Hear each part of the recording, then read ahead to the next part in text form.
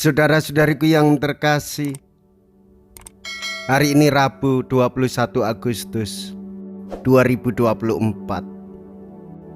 Saya Romo Siga dari Paroki Santo Yusuf, Surabaya. Dalam nama Bapa dan Putra dan Roh Kudus, amin. Gereja merayakan peringatan wajib Santo Pius ke-10.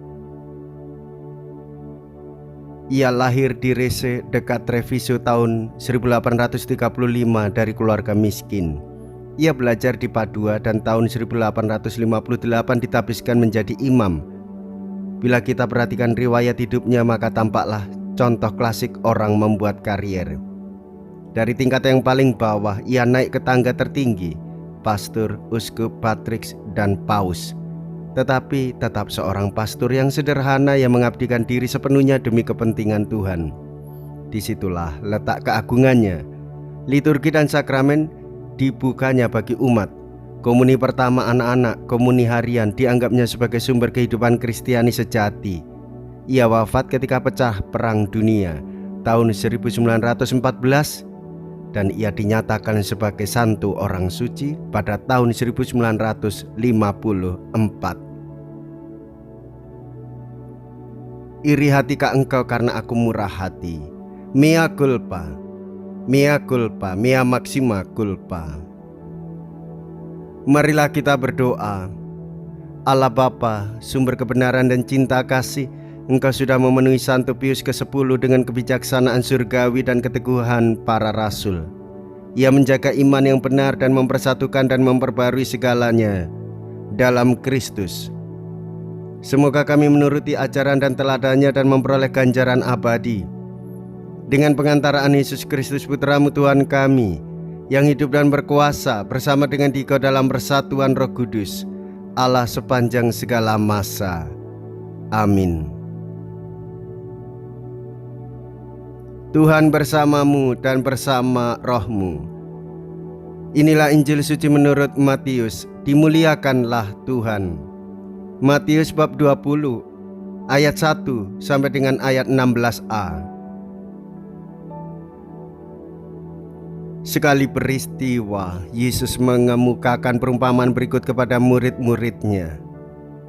Hal kerajaan surga sama seperti seorang tuan rumah yang pagi-pagi benar keluar mencari pekerja-pekerja untuk kebun anggurnya.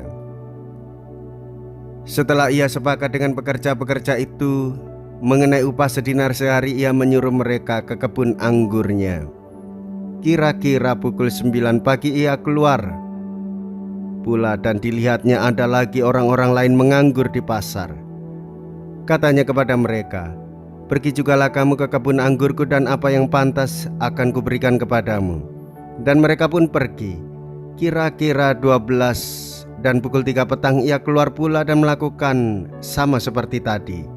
Kira-kira pukul 5 petang ia keluar lagi dan mendapati orang-orang lain pula. Lalu katanya kepada mereka, "Mengapa kamu menganggur saja di sini sepanjang hari?" Kata mereka kepadanya, "Karena tidak ada orang mengupah kami." Katanya kepada mereka, "Pergi jugalah kamu ke kebun anggurku." Ketika hari malam, tuan itu berkata kepada mandornya, "Panggillah pekerja-pekerja itu dan bayarlah upah mereka, mulai dengan mereka yang masuk terakhir hingga mereka yang masuk terdahulu." Maka datanglah mereka yang mulai bekerja kira-kira pukul 5 dan mereka menerima masing-masing 1 dinar. Kemudian datanglah mereka yang masuk terdahulu, sangkanya akan mendapat lebih banyak, tetapi mereka pun menerima masing-masing 1 dinar juga. Ketika mereka menerimanya, mereka bersungut-sungut kepada tuan itu, katanya, "Mereka yang masuk terakhir ini hanya bekerja 1 jam dan engkau menyamakan mereka dengan kami yang sehari suntuk bekerja berat dan menanggung panas terik matahari." Tetapi tuan itu menjawab seorang dari mereka, "Saudara, aku tidak berlaku tidak adil terhadap engkau. Bukankah kita telah sepakat sedinar sehari? Ambillah bagianmu dan pergilah. Aku mau memberikan kepada orang yang masuk terakhir ini sama seperti kamu. Tidakkah aku bebas mempergunakan milikku menurut kehendak hatiku? Atau iri hatikah engkau karena aku murah hati? Demikianlah orang yang terakhir akan menjadi yang terdahulu, dan yang terdahulu akan menjadi yang terakhir." Demikianlah sabda Tuhan. Terpujilah Kristus. Saudara-saudariku yang terkasih, kasih menguatkan iman akan Yesus Kristus. Yesus sungguh murah hati terhadap setiap orang.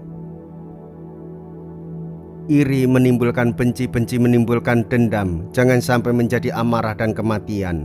Segeralah kembali dalam kasih ilahi. Yesus sungguh peduli kepada kita. Jangan meremehkan orang lain atau menghina dan merasa diri paling benar. Namun hendaklah kita ini sebagai orang beriman rendah hati. Mohon belas kasih pengampunan dari Tuhan Yesus. Jikalau kita berani hidup menderita dalam Yesus, maka kita pun akan dipermuliakan di dalam Kristus. Terpujilah nama Yesus, Bunda Maria dan Santo Yosef untuk selama-lamanya. Marilah kita berdoa.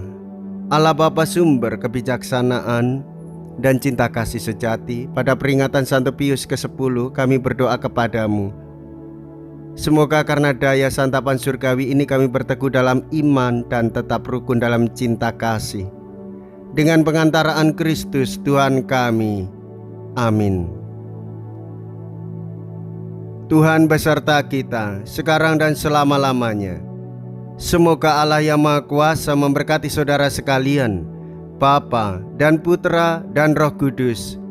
Amin. Saudara-saudariku yang terkasih, pergilah, ibadah sabda sudah selesai. Syukur kepada Allah.